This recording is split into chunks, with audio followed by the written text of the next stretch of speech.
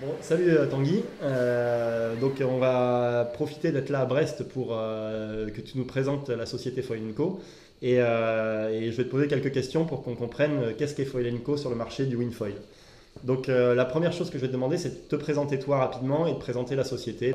Je m'appelle Tanguy Le Bihan, j'ai 41 ans, je suis marié, 3 enfants, donc je rigole. Euh, donc Foil Co est une société basée dans le Finistère, donc on est au Trégout, un peu entre guillemets au centre Finistère. Et c'est une société qu'on a créée il y a un an. Donc moi je suis architecte naval, je viens du milieu du bateau, hein.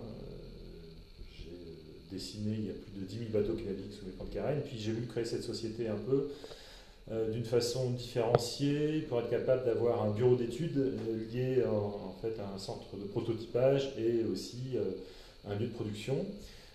Donc ici à Forenco, on travaille principalement le carbone pré-imprégné avec des techniques très modernes, on est très bien équipé. Et donc en fait aujourd'hui notre travail est basé principalement sur l'étude et la production d'hydrofoil full carbone qui sont distribués un peu partout dans le monde. Donc là, tu abordes la deuxième question que je voulais te poser, c'était les spécificités de cette société-là par rapport aux autres sociétés françaises qui produisent des foils de planche à voile. Ouais, en fait, c'est un peu mon expertise de boulot sur ce sujet. Déjà, l'idée, en fait, dans la production, donc on travaille donc sur des carbones de très haute qualité, donc pré-imprégné, qui est un carbone qui va être utilisé dans l'aéronautique ou dans l'automobile, qui permet de faire, entre guillemets, de la production de qualité et de contrôler cette production de qualité. Donc des investissements dans pas mal d'outils numériques, ça va de la CNC aux grosses imprimantes 3D, avec une grosse presse aussi de 90 tonnes qui chauffe, qui nous permet de sortir en fait des produits stabilisés. Le bureau d'études en fait, donc je bosse beaucoup avec Marc Ménec en fait, qui lui est vraiment spécialisé un peu plus tout ce qui est bateau de l'América, hydro complète. Et l'idée c'est d'être très rapide de l'idée jusqu'au test, de ne pas perdre de temps, d'avoir d'intervention extérieure et surtout d'être en avance en fait sur nos produits par rapport à la concurrence. Alors on a vu d'ailleurs qu'une des spécificités, c'est que vous fabriquez vos propres moules. Donc ça permet d'être très rapide dans Ouais, on fait nos propres moules proto, on peut être très rapide sur les moules proto. En 2 jours, du dessin jusqu'au test, on peut mettre 2 jours, et puis on fabrique aussi nos propres moules de prod.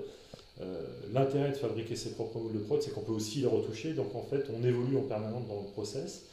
On a un process aujourd'hui qui nous permet de fabriquer des foils et de passer de 6 heures, qui était déjà assez bon, quand nos concurrents en général sont entre 12 et 24 heures, à 2 heures et demie de production manuelle sur un hydrofoil. Donc aujourd'hui, on va pouvoir augmenter notre capacité de production de l'ordre de 3 ou 4, multiplié par 3 ou 4 le nombre de pièces produites. Après, ce qui nous intéresse de savoir, c'est quelle est ta vision du marché du foil en France et dans le monde, et qu'est-ce que vous estimez comme pénétration de ce marché-là, du marché du windsurf en fait. Est-ce que tu penses que le foil va rester un épiphénomène? Est-ce que tu penses que ça va devenir quelque chose où tous les windsurfers vont passer au foil? Enfin, comment tu vois la chose?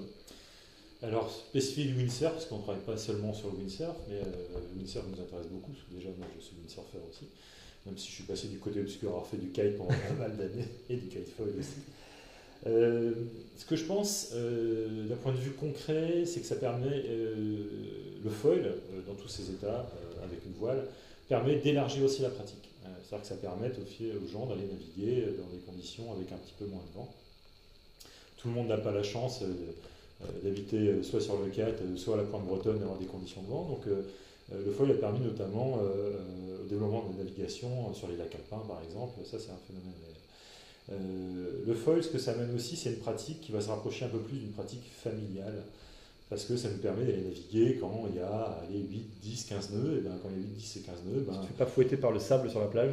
tu vas fouetter, puis ta femme peut avec les enfants, donc c'est assez sympa. Donc on retrouve un peu ce qui faisait la spécificité des années 80 en planche, où finalement on avait des grosses planches et que c'était un peu, on allait Convivial. naviguer et convivial. Voilà. Et ça, je trouve ça important, c'est-à-dire qu'on repasse presque à un sport qui ne va plus être complètement individualiste.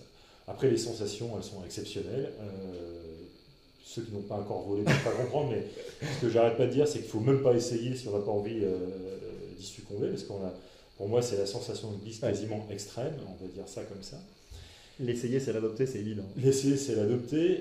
Ça permet d'exploiter au maximum tous les plans d'eau sur lesquels on peut aller. C'est safe. Il faut faire attention aux tirants d'eau. Chez nous, on a démarré, il ne faut pas se taper les cailloux. Il y a un peu de choses là-dessus, mais c'est pas un sport plus dangereux que les autres. C'est pas plus dangereux que le windsurf ou que le kite classique. Il faut être très clair. Non, c'est...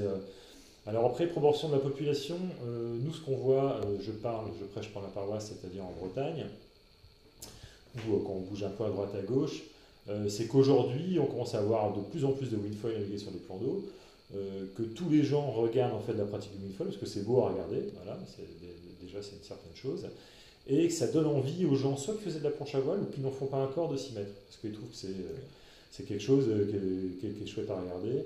Et je pense qu'on devrait arriver à une proportion de windsurfers de l'ordre de 30 à 40% de windsurfers qui vont s'équiper de foil.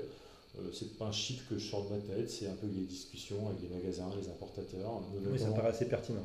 Ouais, notamment aux US, où c'est un marché qui est en train de démarrer de manière forte.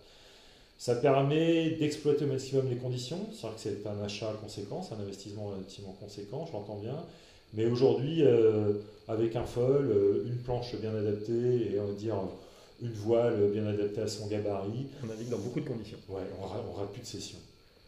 Et alors je parle au chef d'entreprise maintenant, ton ambition sur ce marché, qu'est-ce que vous allez essayer de faire et comment vous sentez ça? Ce qu'on essaye de faire en termes de part de marché, déjà notre positionnement, on veut rester positionné dans le haut de gamme, avec une part aussi de produits performants, voilà, pour être très clair. Donc accès compétition. En conservant quand même la partie free race. En conservant la partie free race. Mais pour moi, un foil qui a réussi, c'est un foil qui glisse. Et qui est facile. Voilà, qui est facile. L'exemple de la FS2, c'est le foil qui a le record de la base de vitesse, qui va plus de 30 nœuds, mais sur lequel on peut débuter dessus. Donc en fait, c'est un peu notre leitmotiv. En termes de part de marché, on va essayer de prendre une part relativement conséquente dans le domaine du foil, mais aussi on passe sur le sujet kitefoil et aussi sur le sujet surf et subfoil. Bon, a priori, tes investissements sont en conséquence. Les investissements, ouais, en effet, sont en conséquence. Ouais. La dernière question que je vais te poser, parce que je pense que pas mal de monde se pose la question, c'est quels sont vos liens avec AHD? Est-ce que vous êtes un sous-traitant AHD? Est-ce que c'est différent? Voilà, et par rapport aux autres marques après, mais en tout cas, le lien avec AHD, tout le monde ne le comprend pas et c'est intéressant que tu nous dises ce qu'il en est. Alors, le lien AHD est relativement simple. AHD était notre premier client pour lequel on a développé complètement et fabriqué en fait les foils AFS2, donc qui était la suite du premier foil qui avait été commercialisé il y a plus d'une dizaine d'années, c'est-à-dire la FS1. Voilà. Donc on a un lien fort en fait avec cette marque-là, mais en fait il va y avoir un renouveau parce que Foil & Co va devenir une marque à part entière avec la gamme AFS et on conserve toujours forcément des liens avec ces marques-là. Et Foil & Co devient une marque généraliste, n'est plus attachée forcément à une marque de planche. On travaille d'ailleurs en local avec Patrice Belbéoc et Damien Leboine qui sont chez Exocet et XoSales. On a des coureurs qui sont chez Fanatic. Nous, ces supports-là, c'est des supports qui peuvent aller sur tous les flotteurs. Ok, merci beaucoup pour toutes ces explications. Maintenant, on va aller tester tout ça sur l'eau. Ouais, merci Eric. Merci à toi Tanguy. Profite du soleil breton. Ouais, merci bien.